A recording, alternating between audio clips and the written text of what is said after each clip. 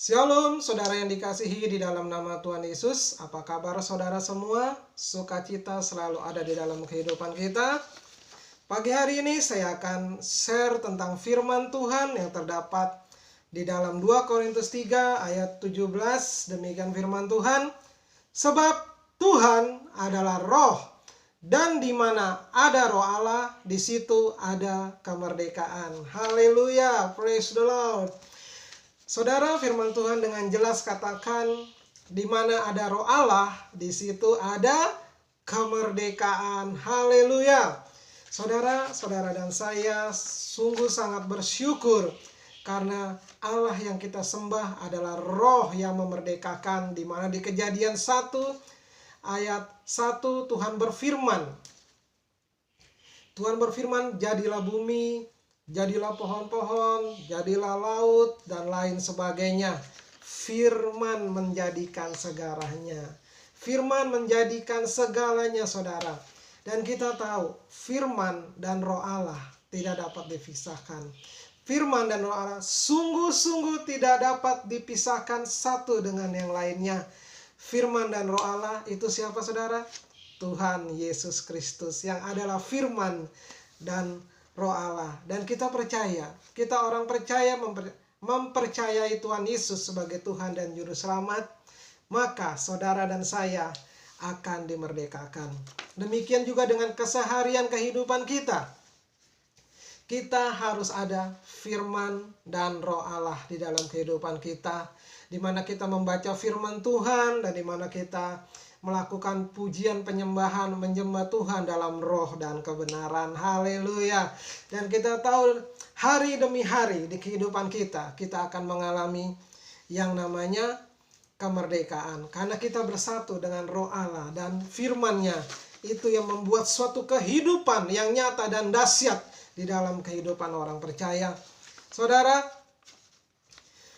saya merenungkan di dalam 1 Korintus 15 ayat 12 dikatakan, jadi bila mana kami beritakan bahwa Kristus dibangkitkan dari antara orang mati, bagaimana mungkin ada di antara kamu yang mengatakan bahwa tidak ada kebangkitan orang mati?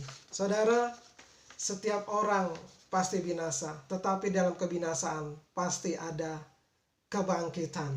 Saudara, Adam telah melakukan dosa pada awalnya, dan Tuhan Yesus turun untuk menebus dosa dengan cara menjadi manusia. Karena apa, saudara? Ada manusia harus ditebus kembali dengan manusia juga, saudara. Nggak mungkin manusia disetarakan dengan yang lain, saudara. Sesuatu yang dimulai dengan manusia harus diakhiri dengan manusia. Dan manusia yang terakhir yang membangkit dari orang mati itu adalah Tuhan Yesus.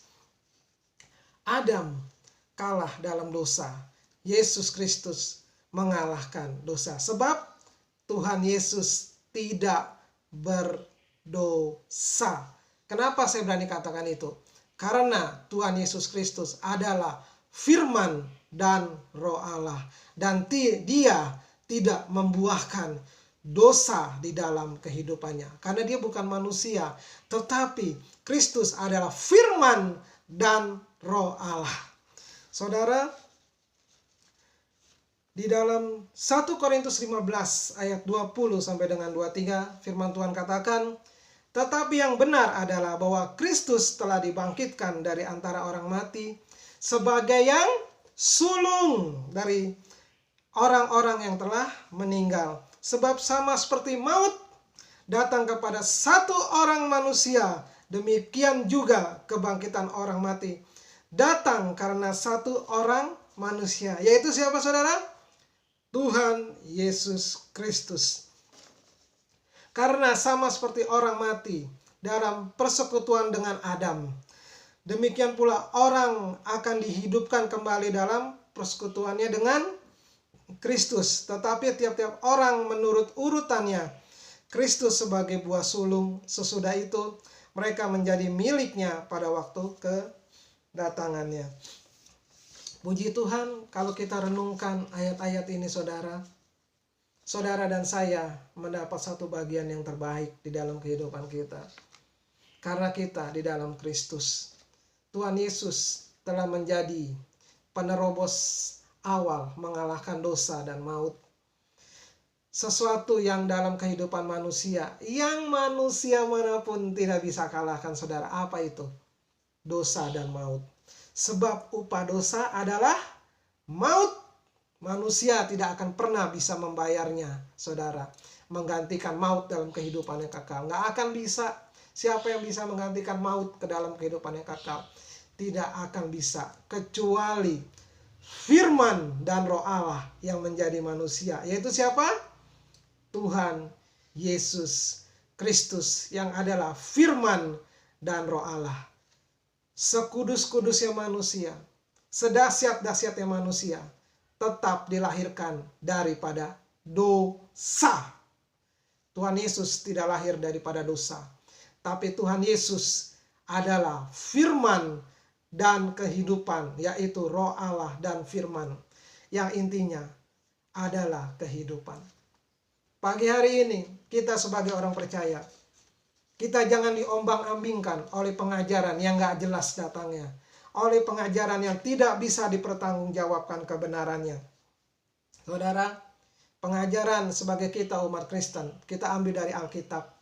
Di luar Alkitab, kita tidak mengakui pengajaran tersebut. Firman Tuhan ditulis berdasarkan kesaksian daripada rasul, murid-murid Tuhan Yesus yang ditulis dan bisa dipertanggungjawabkan melalui kehidupan mereka dan kehidupan Tuhan Yesus yang mereka catat. Oh, puji Tuhan.